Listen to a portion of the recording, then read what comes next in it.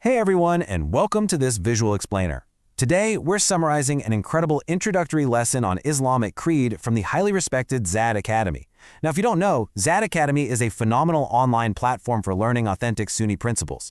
And I just want to be super clear right from the jump. What we're doing here is providing a simplified summary. It's really designed to give you a solid foundational overview. The whole goal is to hopefully inspire you to go and dive deeper into the complete comprehensive curriculum that they offer. Okay, let's just get right into it. Today, our agenda covers Welcome to Zad Academy, the meaning of Deen, the tree of Islam, understanding Islamic Aqeedah, why Aqidah matters, and finally, the fruits of faith. Section 1. Welcome to Zad Academy. Before we actually build out these core concepts, we really need to establish why we're doing this. You know, in the Islamic tradition, studying the creed, the Aqidah, is universally considered the most honorable science on earth. And why is that?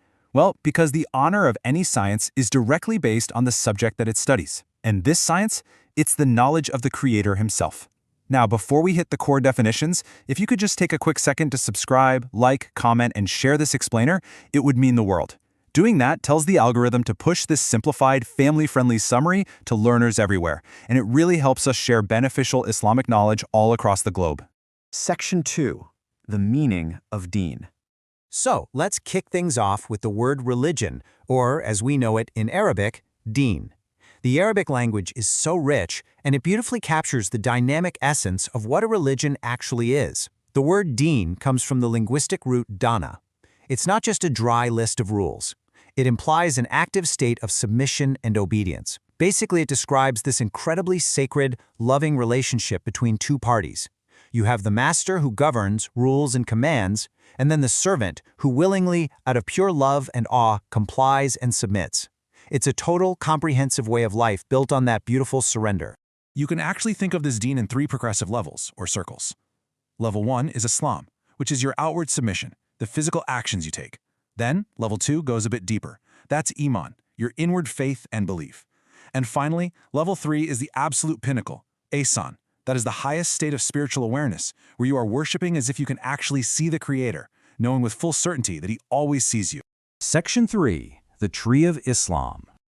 To really wrap our heads around the vital difference between that inward faith and those outward actions, Dr. Abu Zaid Maki from Zad Academy gives us this stunning analogy from nature.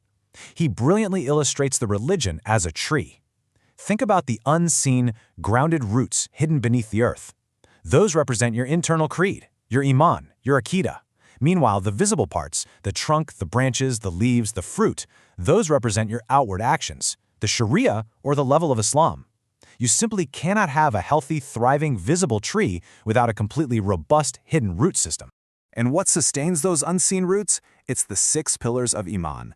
For a valid Islamic root system, you absolutely must believe in Allah, His angels, His books, His messengers, the last day, and the divine decree, meaning both the good and the seemingly bad of it.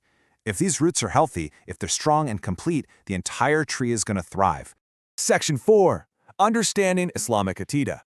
Alright, so what does this foundational root system actually mean? Well, linguistically, the word Aqidah comes from aqd, which literally translates to tying a firm knot. Imagine taking the 2 ends of a rope and just pulling them so tightly that they literally cannot be undone. In Islamic terminology, Aqidah is a belief tied into your heart that is so incredibly tight, resolute, and absolute that absolutely zero doubt could ever untie it. We're talking about unwavering certainty.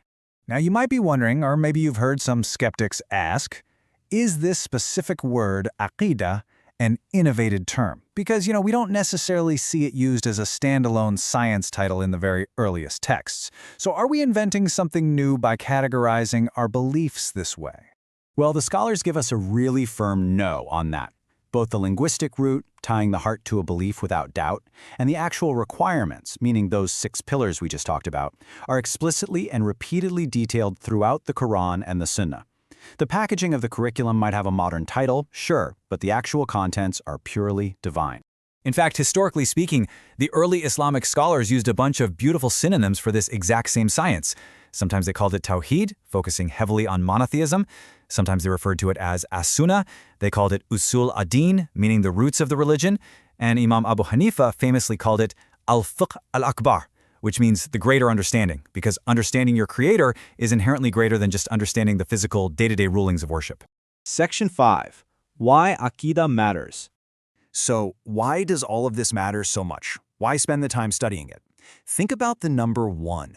That is exactly the number of missing foundational beliefs it takes to invalidate an entire lifetime of good deeds.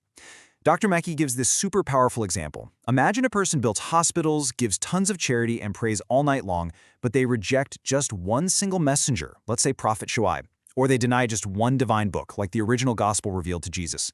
Their entire foundation crumbles.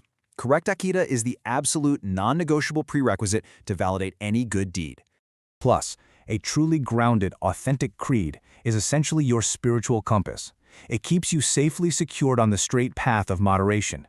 It actively protects you from the serious dangers of religious extremism, where people try to make the religion impossibly hard.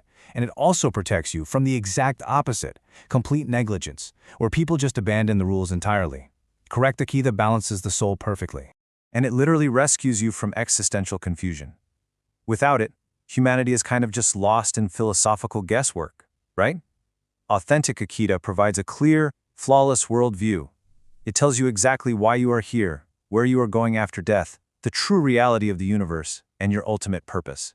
It's the ultimate anchor in what can be a very chaotic world. Section 6. The fruits of faith. Okay, so let's look at what actually blossoms when these roots are totally healthy. When your belief is tied firmly, without a shred of doubt, something magical happens to your perception of effort. The physical exhaustion of waking up for the dawn prayer, the intense hunger of fasting, the restraint it takes to lower your gaze, it all transforms.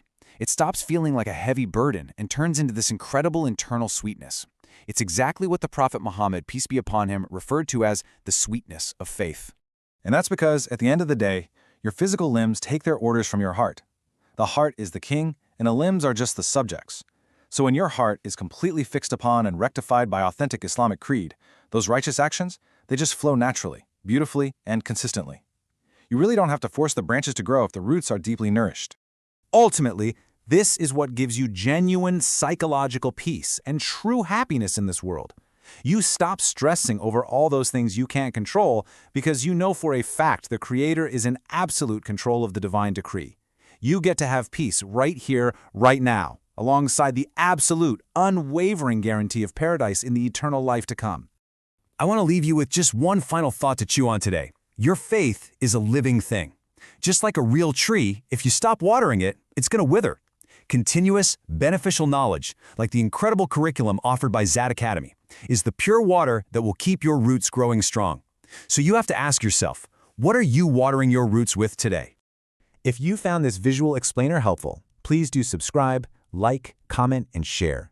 It really supports this educational initiative and helps others water their roots too. May Allah reward you all. See you in the next lesson, inshallah.